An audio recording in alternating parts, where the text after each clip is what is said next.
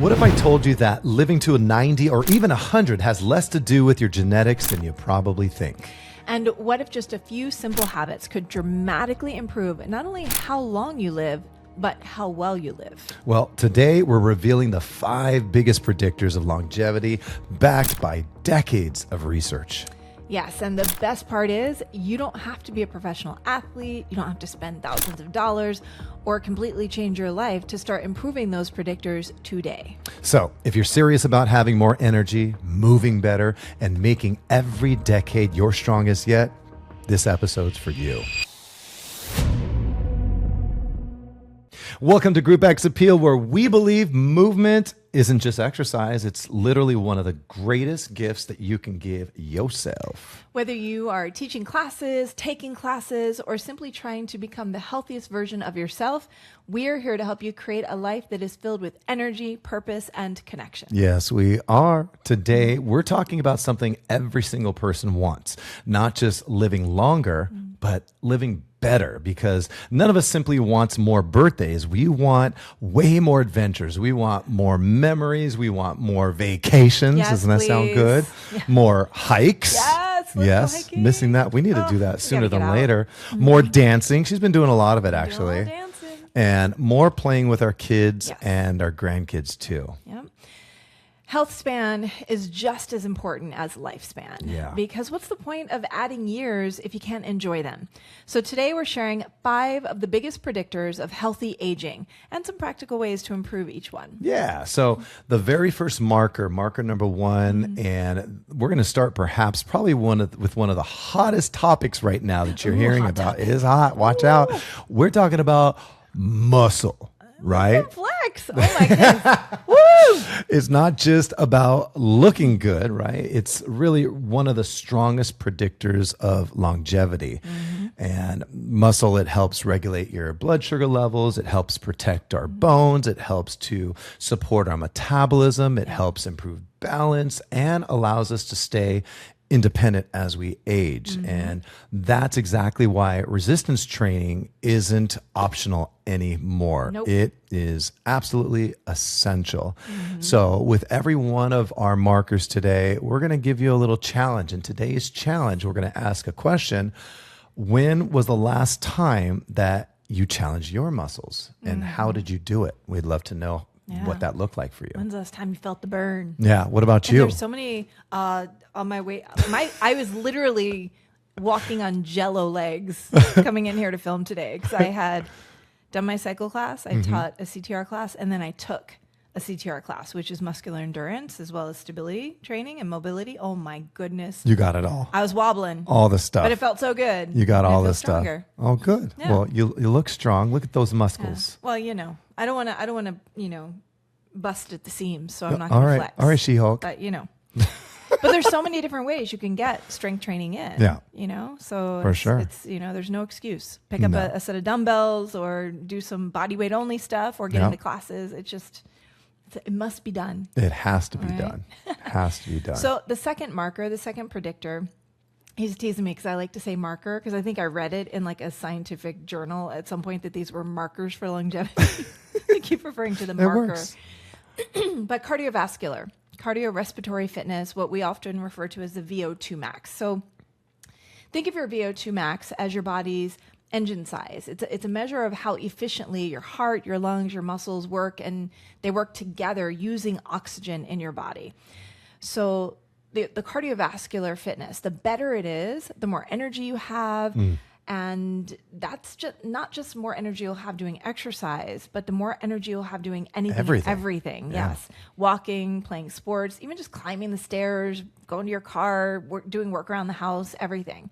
You have better heart health, more stamina, lower disease risk, increased energy. These are all benefits of having an improved VO₂ max. How do we do that? Got to get the cardiovascular in. You've got to get your heart rate up. So what are you doing? I think that because strength training has been such a hot topic, there have been people that have even been pushing cardiovascular exercise to the wayside, and it's not okay. No, they are still both gotta do it. important. They are both really important. We want to make sure our heart and our lungs are healthy and that our body is using oxygen in an efficient way. And that can't happen without you getting out there and getting your heart rate up. So that is your challenge. What are you going to do this week to get your heart rate up to a place that's a little uncomfortable? We can't be afraid to get uncomfortable if we want to improve these markers for longevity. What's your favorite way to get cardio? My favorite way to get cardio, I do walks. I just simply get out and do walks. Me too. I got to teach a cycle class yesterday or Tuesday, so which has been a while, but ripped also, get plenty of cardio there. Yeah. So, and then in my lifts as well, you know, if you're lifting with minimal recovery time in between, you can superset. I'd superset and get that heart rate up. On my push and pull days, that's where I feel like I, you know, max out the heart rate. That's for sure. Yep. I'd love supersetting. Yes. I'm a walker too. Go ahead, walker. We both love hiking. That'll get your heart rate up. Go find somewhere to hike. It's got a few hills. Yeah. Whew. There we go. For sure. 100%. So it's all in balance, the strength and the cardio. So don't leave one out without the other. And speaking of, that's our third marker. Balance. So, and this is one that people rarely think about, unfortunately. But, you know, what happens is falls remain one of the leading causes of injury as we age, as we get older. But the good news is balance is highly trainable, whether you do yoga, whether you do Tai Chi, take one of Kimberly's classes, her fit classes where she's doing it on a BO₂ ball. There we go. Right? So lots of options out there. Single leg exercise, all these different kinds of movements, functional movements, all of them help. And so, you know, getting there to kind of challenge your balance is super, super important in order to prevent those falls from happening. I was just telling Kimberly before we pushed the record button today, my mom, she was doing balance classes. She was taking Tai Chi. She was doing chair yoga. And, you know, some things happened. Her gym changed. Her teacher left. You know, her yoga teacher left. Her Tai Chi class moved to a different location. And so she stopped going to all these things. And guess what happened several months later? She fell down, lost balance. She fell down, and she's been in pain ever since, unfortunately. But, you know, she keeps talking about, you know, as soon as she becomes more pain-free, she really wants to get back into her classes to help prevent any further, you know, future falls. So, you know, the challenge for you today is to stand on one foot while, you know, watching, let's say, if you sit and watch your favorite TV show, or you're watching a YouTube channel, brushing your teeth. Yeah. Something that you do every single day. See if you can hold it for 30 seconds. Something as simple as that on a regular basis can absolutely help. So you don't even have to, you know, sign up or register for a group exercise class. Just do it while you're doing your normal day-to-day kind of chores or your habits, and just kind of habit stack from there. Yeah. I think what people don't realize, when you bring instability into your environment, whether it's standing on one leg, getting on a BO₂, whatever the case may be, you don't just fire the major muscle groups that we're used to firing when we do strength training classes, but you're also firing the tiny little muscles, tendons, and ligaments that support the joints themselves. So they become more stable, which is how we become more efficient, more effective, and less chance for falling and injury out in the world. So it's important. 100%. Yeah. 100%. Can we talk about one of my favorite? Oh, let's guess what this one's going to be. Oh, I don't know. How about recovery? I know we've done full episodes on the importance of recovery and sleep. Sleep specifically. Yeah. I mean, I like a good power nap. I don't know what to say. And there's studies, there's science behind it. Yeah. I think I got you eventually on board for a power nap. I'm a power napper now, official. I don't think he does it all that often. He's like, I got my certification. Busy all the time. Yeah. Certified power napper. Not as much as before, but when I get it in, it counts. Yes. It's so funny. Our body, how we evolve and become stronger, it's not during the workout. It's during recovery. Yeah. You know, sleep in particular affects almost everything from our hormone levels, our memory, our immune system, our mood, of course. It is when our muscles repair. Getting good sleep and recovery helps us with stress resilience and reduces our cortisol levels. And sometimes the healthiest thing you can do is go to bed earlier. Yeah. Get a good solid night's sleep. Give yourself the recovery time. Be that, first focus is, of course, a full night's sleep, 7-8 hours and getting that deep sleep in there. But then can you throughout the day fit in, maybe it's not a power nap, maybe it's a 5, 10, 20-minute meditation, or just listening to music and finding a bit of stillness, like a presence practice. We've talked about that before. That will aid in recovery. The full reset and recovery happens during that sleep overnight, but there are other ways we can incorporate recovery, and it's really, really important. And it will increase your bandwidth to kind of go back and do all the other stuff. Yeah, come back stronger. Yeah, for sure. 100%. And so power naps are your favorite ways to recover. Like power nap. What other things do you do to recover? Is there anything else? Yeah, meditation Yeah. is a big one for me. I have a presence practice morning and evening. Yeah. And so that's going to be a challenge for you. Either choose morning or evening and give yourself, even if it's just 5-10 minutes, to come to a place of stillness and just be in your body in the moment. And I'm going to do a double challenge. What? Let's hear it. What? Let's hear it. Can you challenge yourself to create a routine that allows you to settle into sleep 30 minutes earlier than you normally do? Ooh. If you are lacking sleep overnight, which most people are. Right.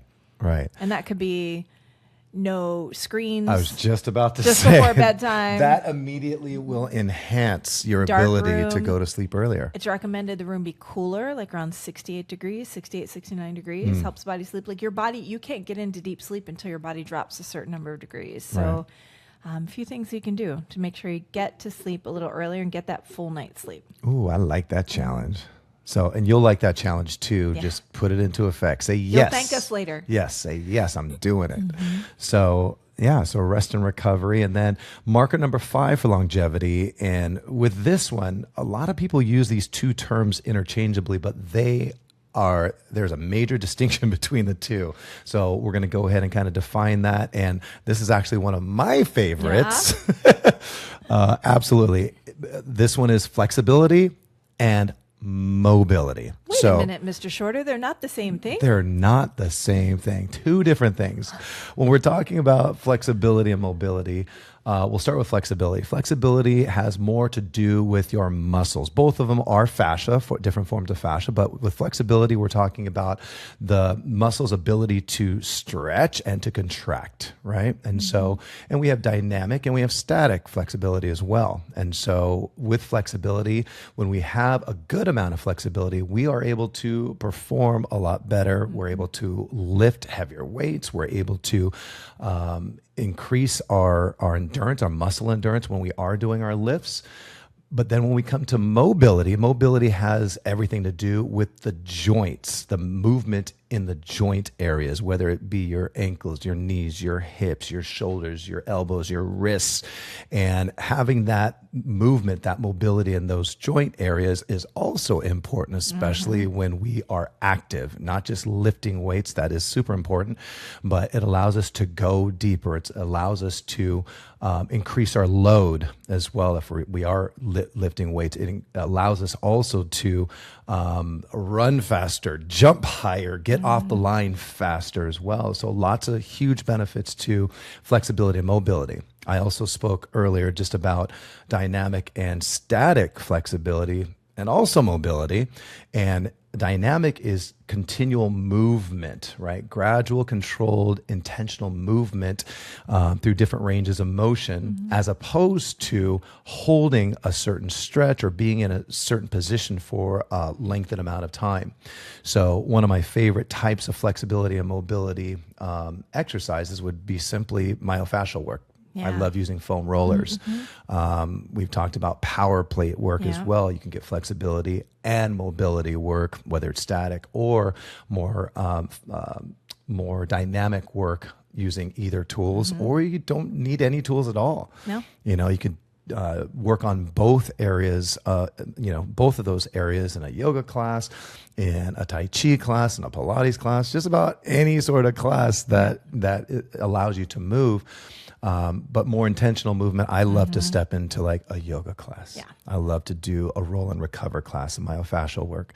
So what about for you? Yeah, well, I think this is so important because so often, like when we're in our 20s and we get injured, it's because like we did this like badass kickboxing class or something like that. Or like I sparred with a black belt or whatever. At least that's what I would say. But now that'd be the story. We get injured because oh, I need something out of my backpack and it's in the back seat of the car. And because I haven't trained proper like mobility and such to be able to move through different ranges of motion on a regular basis, that's where I could get hurt. Wow. Oh, well, you woke up for that. What I about know. if you slept wrong? Right? Oh my gosh. It's true. When we get to a certain age, I mean, how'd you get hurt? I tied my shoe. Oh I my rolled over in gosh. bed. I vacuumed my floor. That was me. Sciatica. I've heard it all. Oh my gosh. We both probably heard it all. You probably felt it too. And so when we are very intentional about training flexibility, for me, it's yoga for sure. Yeah. That helps maintain that mobility, range of motion, and the flexibility that Yeah.